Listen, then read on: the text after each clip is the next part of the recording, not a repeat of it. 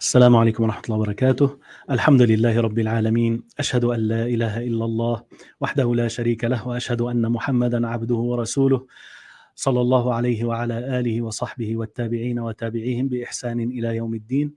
أما بعد, today it is Saturday, the 17th of Dhul-Qaada 1445, matching the 25th of May 2024. This is our session number 5, going through the book, the description of the Prophet's Hajj, عليه الصلاة والسلام. I start by apologizing for starting late because it's a very important issue that I had to deal with, as it is possible that I will be going for Hajj, inshallah. So we had to deal with an issue with the administration that had to be done on the spot. So I apologize, but inshallah we continue. Inshallah we continue until we finish this book, inshallah ta'ala. Yesterday we went through the speech of the Prophet sallallahu alaihi wasallam in Arafat and the benefits from that. That's where we finished. الجمع بين الصلاتين في عرفة. So Rasulullah sallallahu alaihi wasallam gave the speech there, and then combining between the salah, the two salah, the salatain, the two salat, يعني ظهر and asr in Arafah. It said ثم أذن بلال, then Bilal called the adhan, ثم أقام, then he made the iqamah for salah, فصلى الظهر ثم أقام فصلى العصر. So he prayed ظهر, then he made iqamah again, and then he prayed asr. ولم يصلي بينهما شيئا. He did not pray between them anything. This is the sunnah when, in general, when you are traveling, you do not pray the 2 or 4 rak'at before dhuhr, 2 rak'at after dhuhr. You don't pray that. Only sunnatul fajr and the witr. That's what is prayed from the nawafil. But other than that, you just pray the fard. And he actually shortened here, combined and shortened dhuhr and asr. ثم ركب رسول الله صلى الله عليه وسلم, then Rasulullah صلى الله عليه وسلم rode his animal حتى أتى الموقف, up until he came the place where he would stand, right? فجعل بطن ناقته القصوى إلى الصخرات. So he had the she camel القصوى be at الصخرات. الصخرات, now there is this mountain they call it Jabal al-Rahmah, and the scholars, they say, Allah knows, there is no why they called it Jabal al-Rahmah. There is nothing, it's not named like that in the Quran or in the Sunnah, but that's what the people call it. At the bottom of this mountain there are rocks there at the end. So he went there, and now the bottom of his she camel was on top of those. He stood there. So these rocks were under. وجعل حبل المشاة بين يديه. حبل, the word حبل is basically a huge area of dust, يعني of sand or earth, right? And this is where the people who are there walking, that's where they were. So now those people, they were in front of him, عليه الصلاة والسلام, بين يديه واستقبل القبلة, and he faced the qibla, عليه الصلاة والسلام. Let's go through the footnotes here. So about الصخرات, the rocks, he said صخرات مفترشات في أسفل جبل الرحمة. Those are rocks that are at the bottom, at the bed, if you will, in the end or asfal, the lower part of the Mount al-Rahmah. قال النووي وهو الموقف المستحب. Imam al-Nawawi, he said that this is where the position where it is recommended to stand there. وما اشتهر من صعود الجبل فغلط. And what is famous between the people that you should go on top, right? Then this is a mistake, right? People think that you go there, you have to. Of course, when you go there, different people are given different tents. So some people, they're not sufficed with the position they are given. So they go out and walk all around to go to Namira. And then they want to go to Jabal al-Rahma. They want to go on top, right? By the time they come back to their tent, that's if they were able to find their tent, because it's all the tent, you get mixed up there. You might come, the sun is on your head, right? And you know how the sun there, I usually joke saying everyone has his own personal sun, It's like it's following you wherever you are. You are never away from the sun, right? So they get basically cooked up. And because of the walking, and they are already tired from the last night, what is left for them to make dua? They're very tired, very thirsty, right? Very much, hurt by the sun, especially if they're not, using an umbrella or something like that. They're not protecting themselves. Then what they spend the rest of the day sleeping, where they are supposed to make dua, right? And worse than that, and some people do this, even older people, those who insist they want to fast the day of Arafah. When the day of Arafah is not legislated for those who are on the Mount of Arafah, because it's a day of Eid for them. It's a day of Eid for the people on the Mount of Arafah. But some of them do. And, I know someone, a very old lady, by the end of the day, she was about to die. And they insist, right? They fast, so thirsty, so much. Rasulullah ﷺ was breaking fast, and it is not for the people of Arafah to fast, because you want to spend it making dua and dhikr. So if you are too tired, too thirsty, you're going to spend it sleeping, right? So add to that the fasting on top of it. Add to that, if you decide to go out and you have to go to Namira, you have to go to Jabal al-Rahma, by the time you come back, then you are completely done. So that is the case. He said Habl al-Mushah, meaning mujtama'ahum, the place where, it's an area that's sandy area, have a lot of sand or a lot of dust, but then the people are there, gathered together. So they were in front of him, and he was facing the Kaaba, استقبل القبلة. Says ثبت عنه, in the footnote, ثبت عنه أنه وقف يدعو رافعا يديه. It is established from him, عليه الصلاة والسلام, that he stood making dua, raising up his two hands. And he was on his she-camel, he was on al-Qaswa.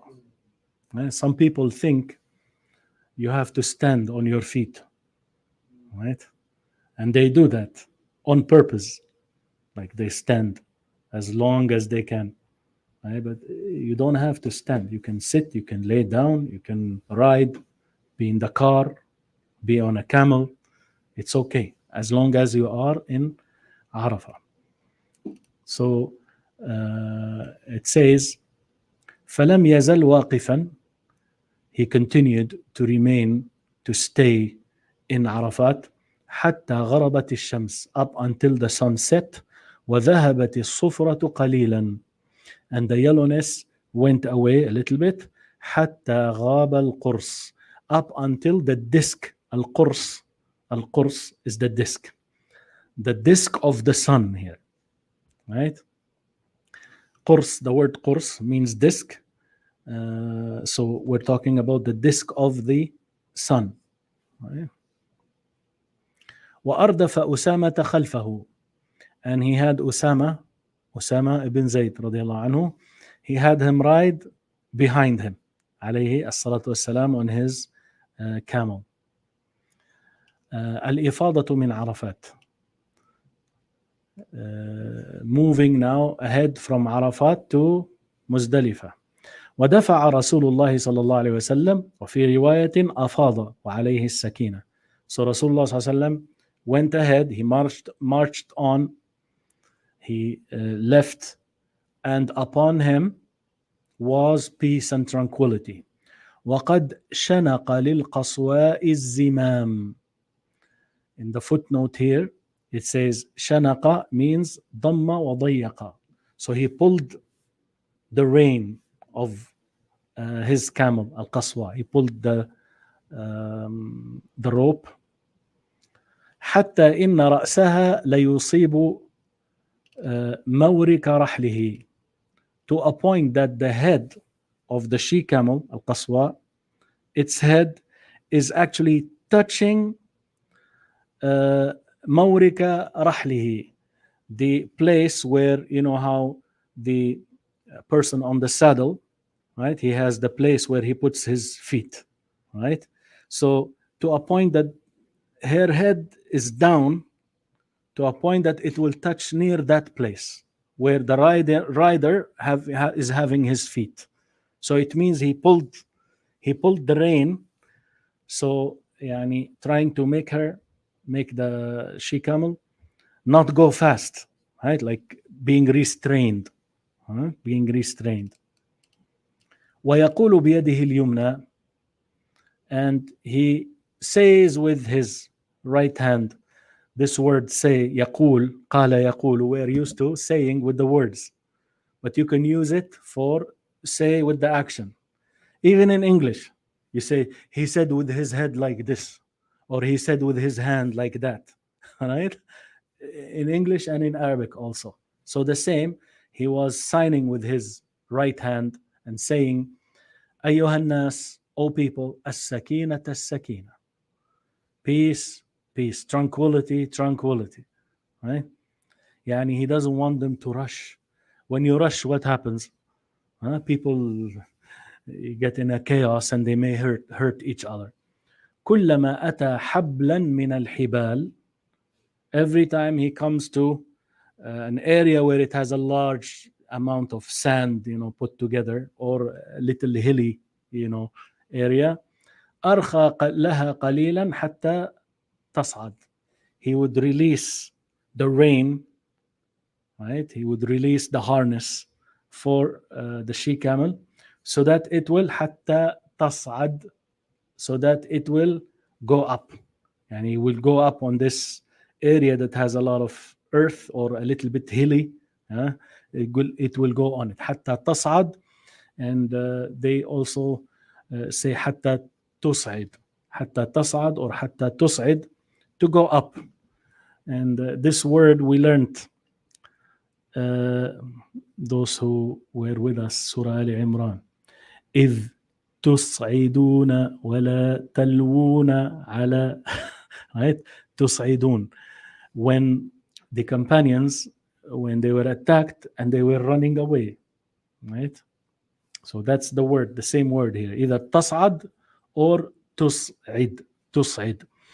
Before going on, I want to mention about one word that we read yesterday, especially for those who printed the book.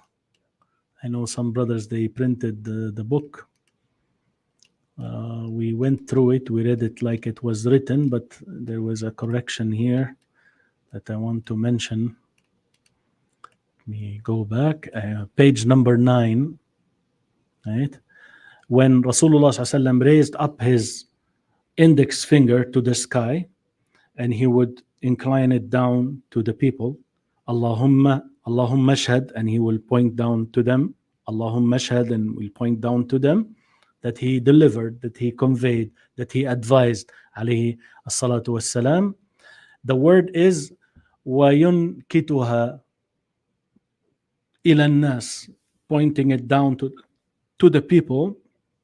It should be وَيَنْكُتُهَا, fatha on the ya, instead of dhamma.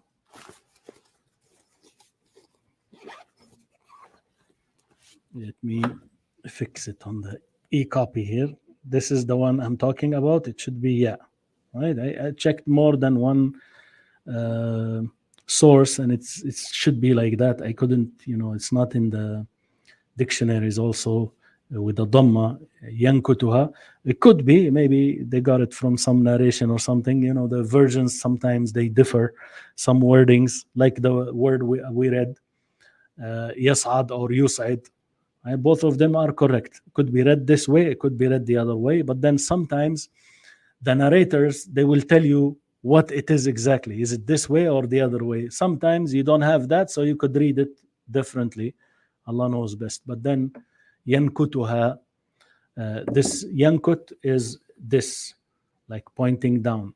And we have the other hadith when Rasulullah SAW went to the graveyard and they were still digging the grave. So he sat around the grave and he was telling the Sahaba radiallahu anhum about when the person will be put in the grave. That hadith, Al-Bara ibn Azib. So radiallahu anhu. So in this same word shows up in that hadith, that he had like a stick. He was yankut al-ard. He was like poking the earth with it. Right? عليه الصلاة والسلام. So this yankut here is yarfa, the index finger to the sky, and then yankutuha, meaning inclining it down to them. Yani, Ya Allah, be my witness that they testified that I have delivered, I have fulfilled, I have advised. Alayhi as-salatu was-salam. So that was on page, we said page 9. Right? That correction there on page 9, inshallah ta'ala. So I think I will stop here, inshallah. And I apologize again for the brothers who were waiting online for being late. It was beyond my. I was actually prepared, but we had to do this administrative part for the Hajj, right? So that's what I was busy with, and inshallah we'll stop here. Inshallah we continue tomorrow. المبيت في المزدلفة. المبيت في المزدلفة.